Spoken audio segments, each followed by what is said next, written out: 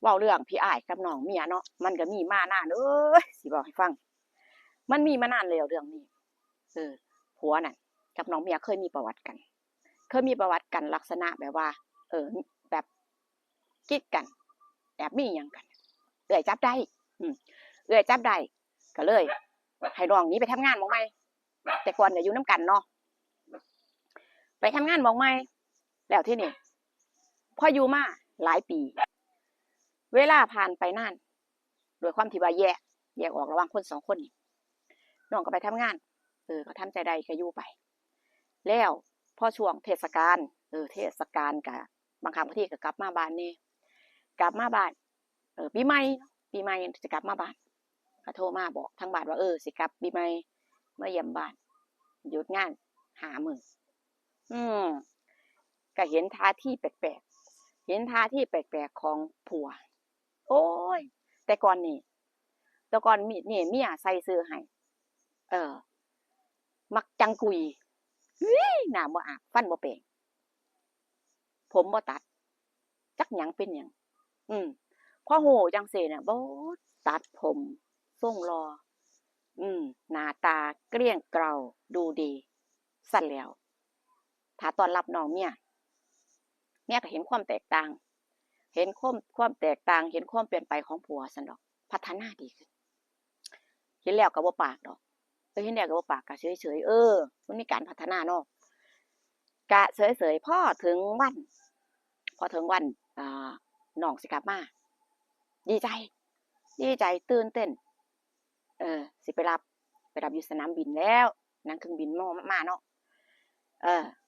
แต่งตัวตั้งแต่ตีห้าพุ่นผัวเนี่ยแต่งตัวตั้งแต่ตีห้ายันบ่ทันลุกขึ้นมาอาบน้ำแต่งตัวอย่างรอ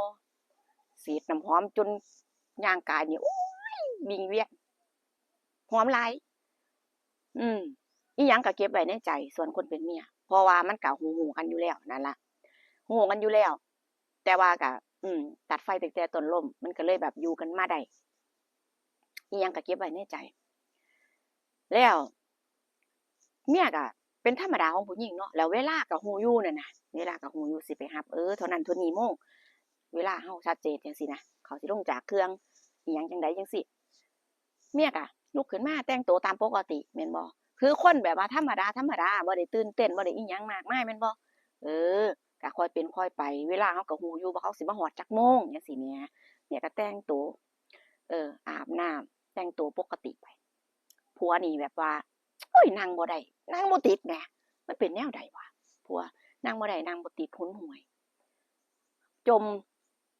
เว้าว่าเมียนี่แต่งตัวช้าสิไปไสก็โอ๊ยจักแม่นแต่งอิหยังมากมายก่ายกองแต่งไปให้ผู้ใดเบิ่ง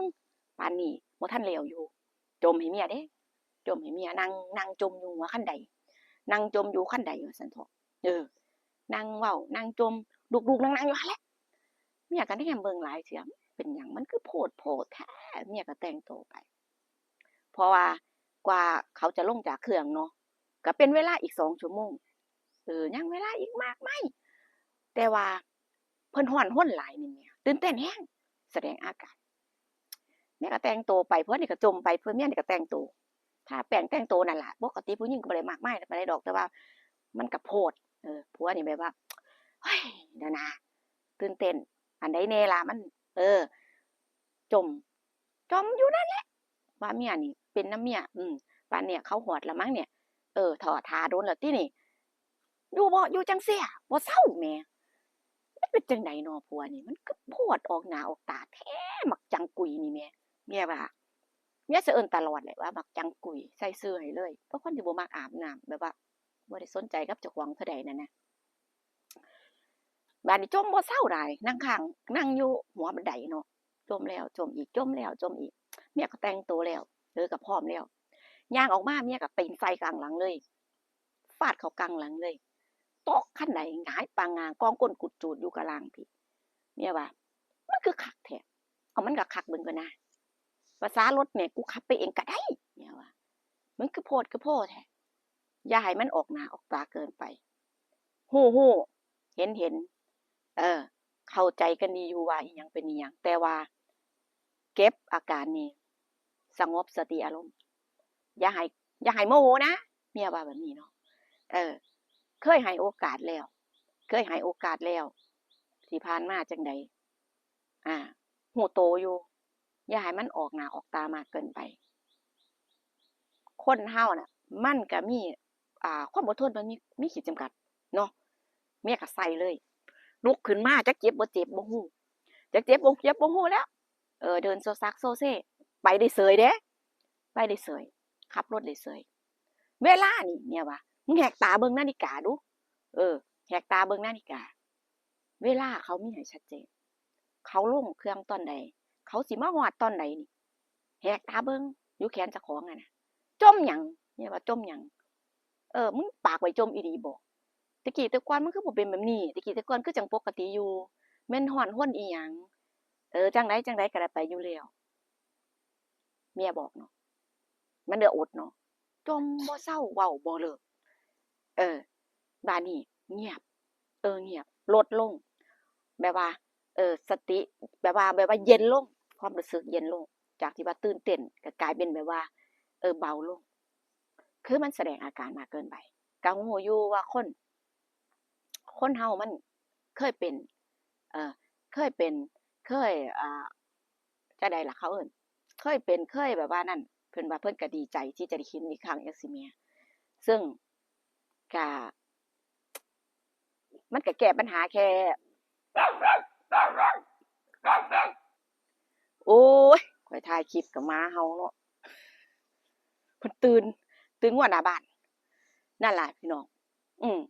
แล้วก็ออกจากบ้านไปเนาะออกจากบ้านไปรับปกติส่วน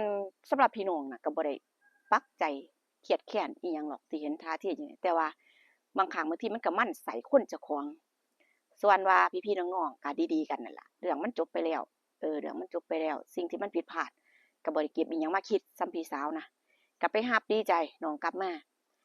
น้องกลับมาตั้งแต่ทำงานก็ไปรับน้องมาเที่ยวบ้านจังซี่เนาะ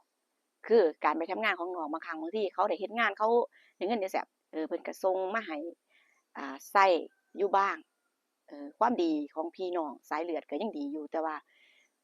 ก่อนหน้านี้ก็จริงอยู่ขอผิดพลาดเนาะแต่ว่าตัวคนเจ้าของเนี่ยผัวนี่เว้าง่ายๆซะก็ยังบ่ปรับปรุงเจ้าของสิ่งที่เคยผิดพลาดก็ยังแบบว่ายังมีความรู้สึกดีๆในใจเจ้าของอยู่จังซี่บางครั้งบางทีมันก็มันไส้ตั่วคนเป็นเมียมันก็มันไส้จังซี่แหมนั่นล่ะคือถ้าเกิดว่าพ่อยับยั้งได้ก็อยากยับยั้งพ่อกดได้ก็อยากกดในสิ่งนี้เนาะว่าอย่าให้มันมีอีกครั้งที่2อย่าให้มันผิดพลาดอีกครั้งที่2ที่เคยเป็นโอ้แต่ก็เห็นหลายเด้เห็นหลายลักษณะว่าพี่เคยกับน้องเมียก็บ่ได้เว้าให้ร้ายหรือว่าสิ่งที่บ่ดีถึงผู้อื่นเนาะเอาเว้าถึงเรื่องที่ว่าที่เป็นที่เฮาได้เห็นจังซี่มันมีจริงๆก็เลยเอามาเล่าเป็นเรื่องราวให้ฟังพี่น้องบางคนเนี่ยก็แก้ปัญหาบ่ได้บางคู่บางคนเนี่ยก็ต้องมีผัวคนเดียวกันบ่แม่นว่าข้อยสร้างเรื่องขึ้นเดะข้อยยอมรับอยู่ว่าข้อยเฮ็ดคลิปนี่แนวทางในเรื่องเล่าแต่ว่าโครงสร้างในการเล่าเรื่องแต่ละเรื่องทุกเรื่องที่ข้อยสร้างสรรค์นี่ข้อยยืนยันว่ามันมาจากเรื่องจริงแล้วก็มีการดัดแปลงในบางส่วนนะอาจจะผิดใจสำหรับคนที่โลกสวยบ้างอะไรบ้างก็บ่เป็นหยังเนาะมันเป็นปัญหาของเขา พี่น้องมันเป็นปัญหาของเขานะคะมันเป็นปัญหาของเขาอ่าข้อยก็ช่องข้อยก็สร้างสรรค์ผลงานสร้างสรรค์คลิปขึ้นมาคือเป็นเรื่องเล่าเรื่องราวชีวิตความเป็นจริงของคนบนโลกใบนี้นะคะครอบครัวที่ดีที่มีความสุขอยู่แล้วบ่มีปัญหาหยังกันเนี่ยมันก็ดีแล้วนะครอบครัวที่แย่บางทีอะมันแย่มันน้ำเน่ากว่าละครก็เยอะพี่น้องนะคะมันแย่กว่าเรื่องที่พวกเรานี่หลายเท่าก็มีนะคะนั่นแหละนะคะความจริงมันโหดร้ายกว่าที่เราคิดเฮาฮู้กันดีนั่นนะพี่น้องเว้าไปก็ยาวเนาะอันนี้ก็คือเรื่องราวของพี่เขยกับน้องเมียนะคะบางคนแก้ปัญหาได้บางคนแก้ปัญหาบ่ได้นะคะบางคนชีวิตครอบครัวอนาคตครอบครัวแตกแยกกันก็มีเยอะนะคะพี่น้องขอบคุณทุกการรับชมเนาะไปได้ฟังคลิปนี้แล้วมีความคิดเห็นจังใดก็คอมเมนต์มาพูดคุยกันได้นะขอบคุณ FC ที่น่ารัก นะคะให้กำลังใจพูดตลอดว่าโอ้ยชื่นชอบข่อยชอบข่อยมักเจ้าเล่าแห้งว่าซั่นก็ดีใจนะผู้ได้ยินผู้เห็นแล้วผู้ก็มีกำลังใจสร้างสรรค์ผลงานต่อนะคะต้องการที่จะให้ปรับปรุงหรือว่าแก้ไขสิ่งที่มันยังไม่ดียังไม่โอเคยังไม่ถูกใจยังไงก็สามารถคอมเมนต์มาบอกผู้ใดนะคะผู้ยินดีนำไปปรับปรุงได้ทุกอย่างคอมเมนต์ได้เด้อพี่น้องเด้อบ่เป็นหยังเนาะถือว่าเป็นพี่ๆน้องๆกันนะคะเรื่องราวถ้าบางคนก็สงสัยว่าเรื่องราวแบบเนี้ยมันเกิดประโยชน์แล้วคนฟังได้ประโยชน์อะไรก็คือถ้าคุณฟังให้มันมีประโยชน์มันก็มีประโยชน์นะคะมันมีข้อคิดมันมีเนื้อหาสาระดีๆอยู่เสมอในแต่ละเรื่องแต่ว่าสมองคุณใจคุณจะเปิดรับไหมแค่นั้นเองถ้าคุณฟังเป็นคุณฟังให้มีประโยชน์มันก็มีประโยชน์นั่นเองนะคะทุกคนเจอกันคลิปหน้าพี่น้องนะคะขอบคุณกำลังใจหลายๆแล้วก็จะสร้างสรรค์ผลงานดีๆมาเล่าให้ FC ผู้น่ารักทุกคนฟังอยู่เรื่อยๆเนาะเจอกันคลิปหน้าพี่น้องเด้อสวัสดีค่ะ